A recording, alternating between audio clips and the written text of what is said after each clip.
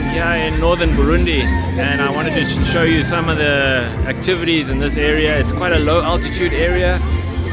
It has quite a mixed farming scenario and we'll have a look at some of the things that are going on here.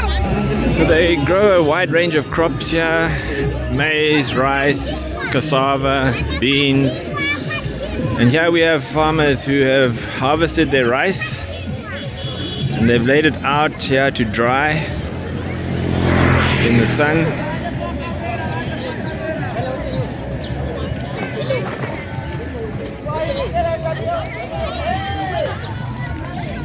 So here's the rice.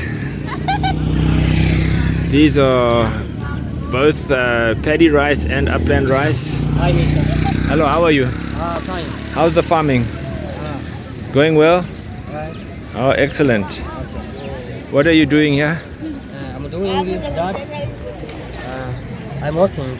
Yeah? Yeah. To keep it dry? Yeah. Okay, very nice. One of the green vegetables that is eaten widely here is amaranthus.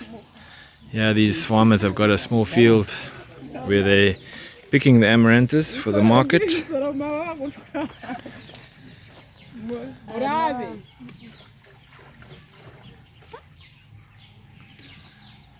And then the leaves are put into a bucket here for cleaning.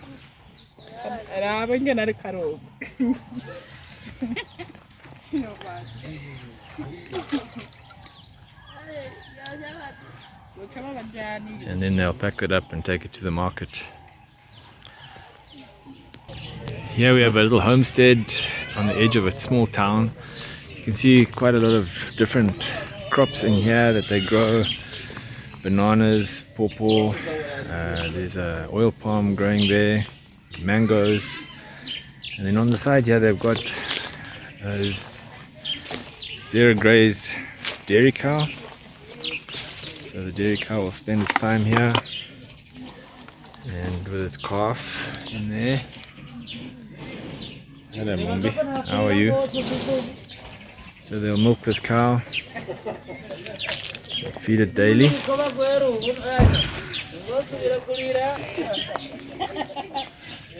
Collect the manure and use the manure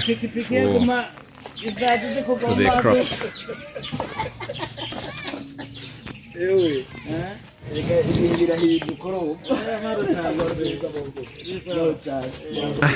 Lady farmer with a dairy cow, feeding it zero grazing.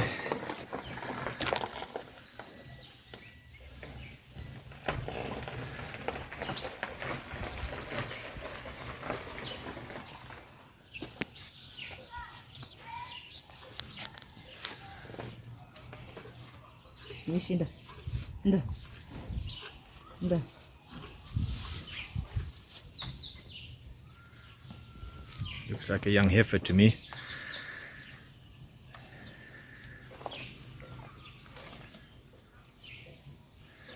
Enjoying this nice green grass and a bit of other kinds of plants in there, some broadleaf plants. So most of the cattle that I've seen here, in fact all the cattle that I've seen here are in this scenario, which are zero grazed in small pens. You don't see them out in the field, in this part of the country anyway. You do see goats around, not a lot of goats, but they are out there roaming around or tied up, tethered and feeding. I haven't seen any ox carts, so I don't think they are using oxen much here.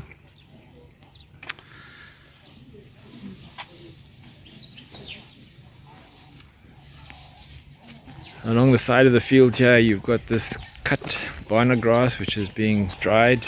This is for their cattle, like we saw just now. So they'll use this as a dry feed, dry hay.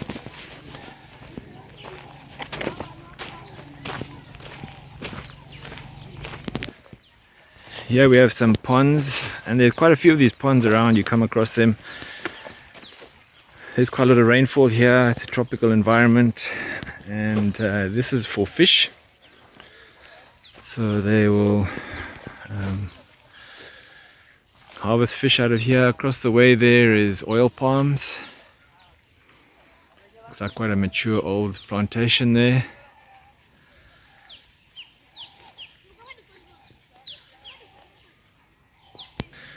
One plant that I found quite extensive in these fields here is a kind of a legume. I'm not sure if it's a desmodium or a glycine.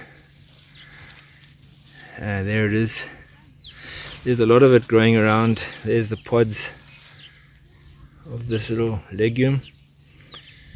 And it's a lot. You find it all over the place. I think it's just ubiquitous. I don't think they're planting it. And I'm sure the animals do eat it, but it must provide some nitrogen input into these soils. Very nice red soils here. This was a field of cassava, I think, that they've harvested here. Some bananas in the background there. Over on this side of the road we've got sugarcane. They harvest the sugarcane mainly for chewing sugar. In this part, some gum trees over there, ubiquitous gum trees around Africa.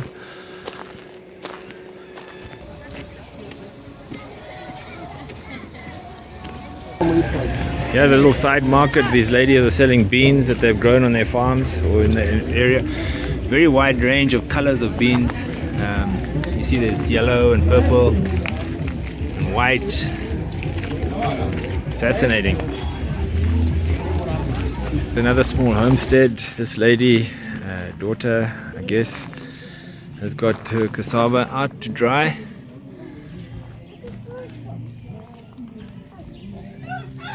Cassava is quite a common staple food here as a starch. You see it growing in the background there. A bit of sunflowers, amaranthus, some madumbi, some sugarcane, and a mango tree.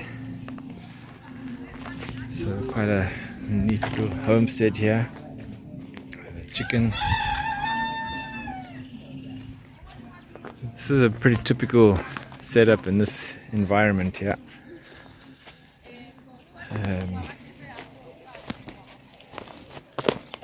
More cassava. Yeah.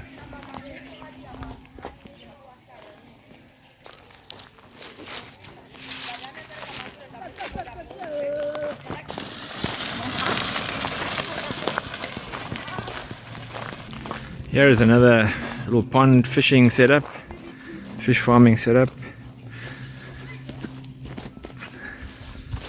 Not sure what they put in those houses up there that are in stilts.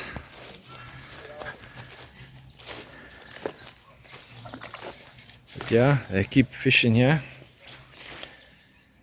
and harvest that when they're big and ready.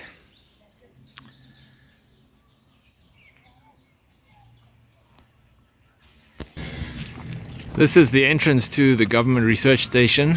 These are terminalia trees. This avenue of trees must be pretty old. I would think they were established in the 1960s. They've grown really tall. They're beautiful trees, lovely straight stems or trunks. This is a big research station.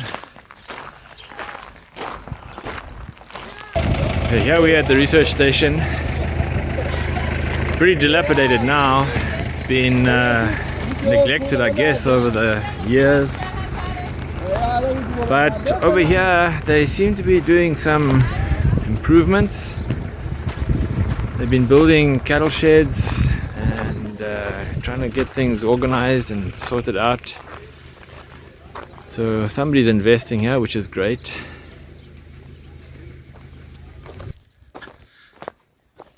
So this research station is about 150 hectares. And here we have Jonas, who is the maize breeder for ISABU, which is the government research organization. And I'd like to just ask him what he's doing here. Yes, here we are doing foundation seed multiplication. We have two three-way hybrid maize, and here is one, the parent of three-way, male parent of a three-way hybrid maize. We are doing multiplication in isolation. Good, thank you very much. So is this the first hybrid production in Burundi by the government? Yes. Where do farmers buy their seed for maize? For now, Now, now the farmers use the seed from Zambia, but because in Burundi not yet produce the three-way hybrid seed. Okay, Yes, fine. for the farmers. So the purpose here is to have a hybrid for Burundi by the Burundians.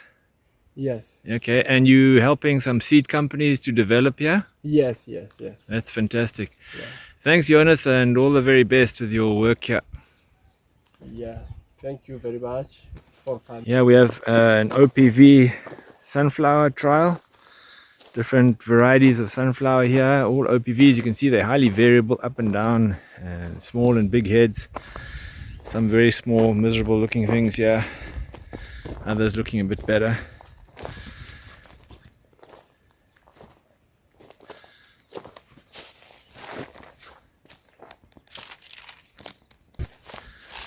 Came across this tobacco here. I think it's probably burley tobacco. A little small patch here. Some little farmers growing a bit, I guess, for local consumption.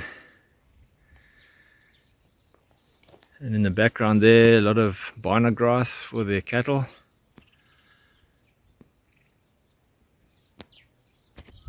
Sweet potato is also a very widely grown crop here.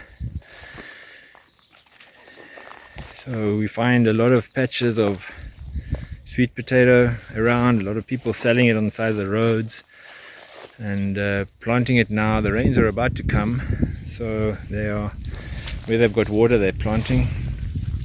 A little bit of land prep in the background there.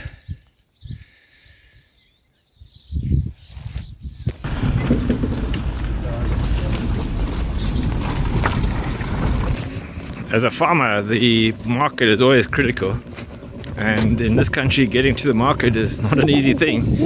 Look at this load of cabbages on this bicycle. The guy is pushing it along.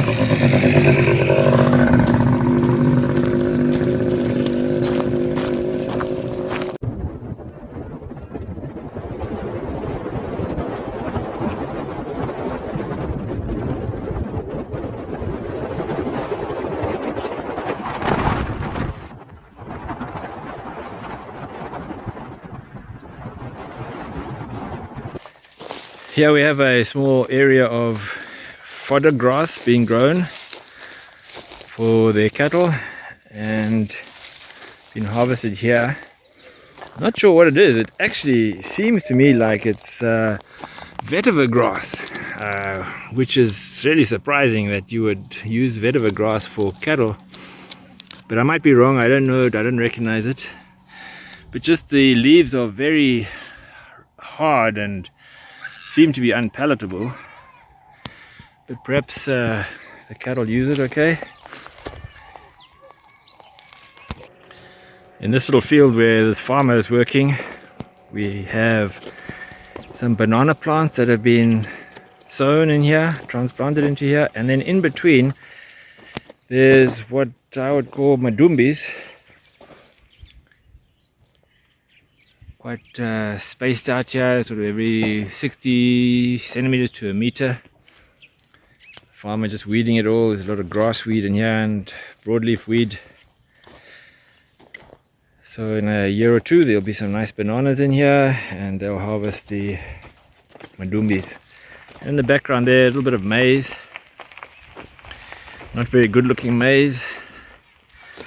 Most of the maize in this country is farm safe seed, open pollinated varieties. A little bit of hybrid is imported into the country from Zambia or from Uganda.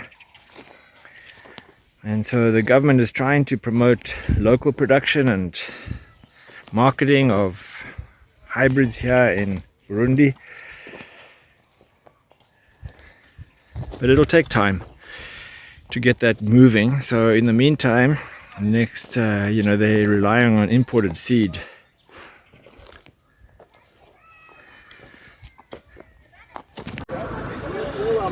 Yeah, we have a farmer selling pineapples, cutting them for the ladies. Very nice.